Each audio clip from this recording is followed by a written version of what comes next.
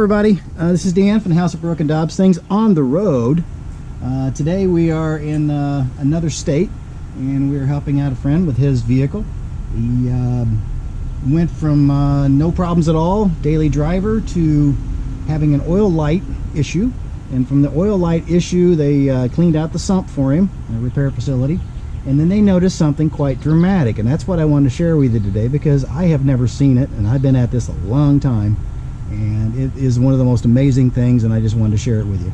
So we have a 5.3 liter V8, General Motors, 2004, and just the basic V8, and we are trying to help him resolve the issue. But I want to show you what started this drama. I'll bring you right back. Okay, as promised, we talked about there was a drama, and the oil pickup tube was plugged. They repaired that, but while they were there, they looked and they saw something quite dramatic. I want to share that with you today because I've never seen anything like it. Now, it's very important to keep in mind, this engine was running silently. It worked fine. No one has ever been inside this engine other than cleaning out that sump. So, this is what we found.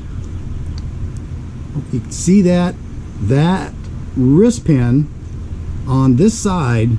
Look at the difference between these two lands. This side is gone.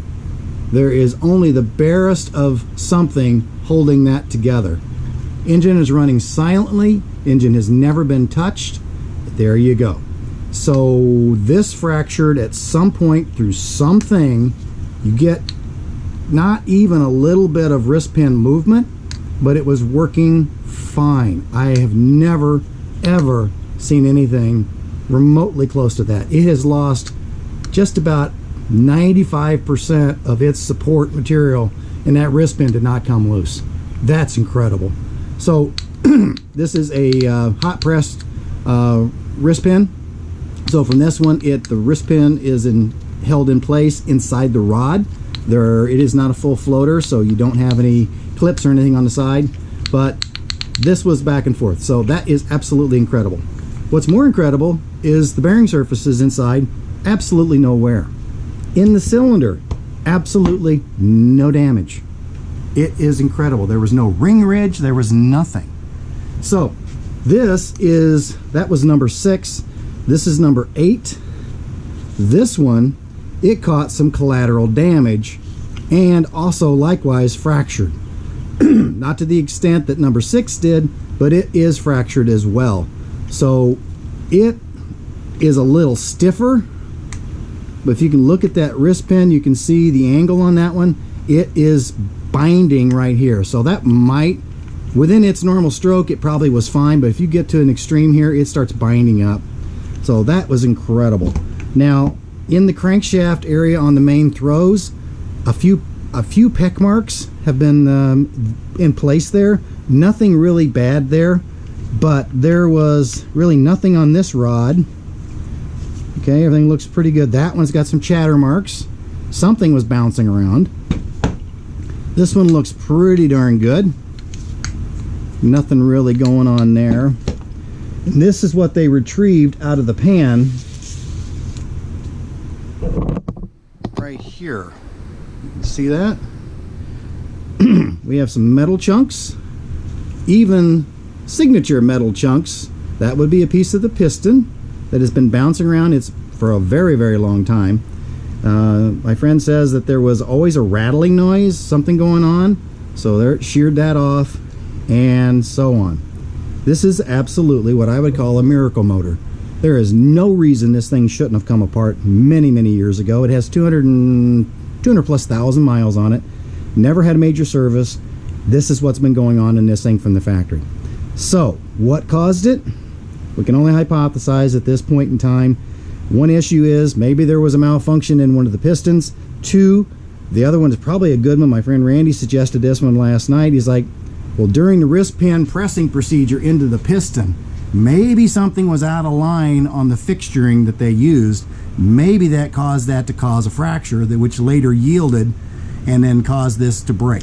So we have these two pistons. We have the cylinder head off of the one bank. We're going to have to pull the cylinder head off of the opposing bank today because the bottom of the number 7 piston looks a little chowdered. So we're going to take care of that one too. But ultimately, this thing's going back together with obviously new pistons for sure, looking at the rods really closely, and then put it back together.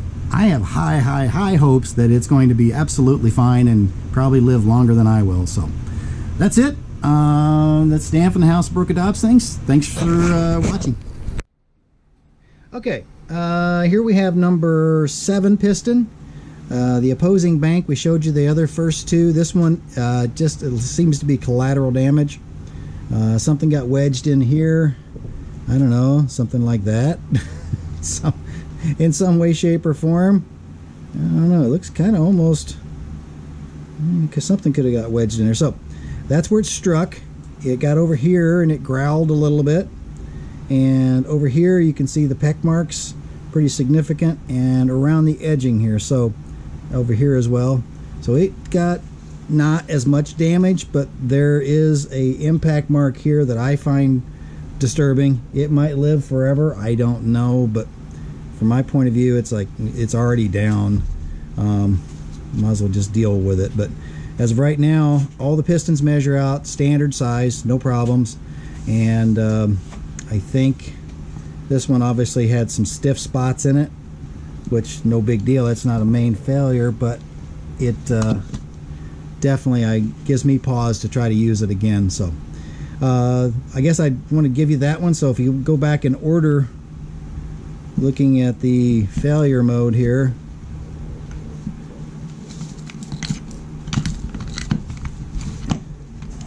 we got this one, and this one. So quite a story to tell out of all of these for the failure modes. I mean, you get the light, you've got the most severe, and then you've got the second most severe.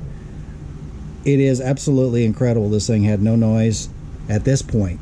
Once they cleaned out the metal debris that I showed you earlier, pretty much it ran quietly. Would it have survived? I have no idea. How it got this far, I don't know. I think, going back to what I said earlier, it makes the most sense to me that during the insertion process at the factory, they generated a problem and it cascaded. Unless these are known for this, I just read a little bit. I am not a GM guy by any stretch, and it just looks horrific to me that how could it have survived. So anyway, that's the update for that one. Plan is 3 pistons, maybe 3 rods, because you've got some peck marks here. Not that that would cause any problem, but since you're here, might as well take a look at that option as well. Cylinder heads look really good. The combustion looks to be very clean. There's no buildup on the back of the valves whatsoever. There is no cylinder ridge on any of the cylinders, so I think it was well maintained. And this was something that was a lurking thing that I couldn't have ever predicted this. So until you drop the pan down, there was no way of being able to do it. The reason the sump was plugged up, the oil has been well maintained, no problem, but I think it might have been micro debris from the shrapnel, but also it is one of those very small pickups, so it basically doesn't tolerate much before it starts having a low oil light flicker, and that's what started up out of nowhere. So once that was fixed, and the debris was done, had they not looked up and saw this, probably would have been motoring down the road without any reason for suspicion, and I gotta think that would let go at some point. Should it have already? Yes, but maybe it would be when you reached around to do a passing maneuver or something, you stepped on it. If that pin came loose, this thing would be absolute shrapnel all throughout. So anyway, that's it from the House of Broken Dobbs things. Thanks for watching. Thanks if you consider subscribing and or liking the video, please do. Thank you very much. We'll talk to you soon.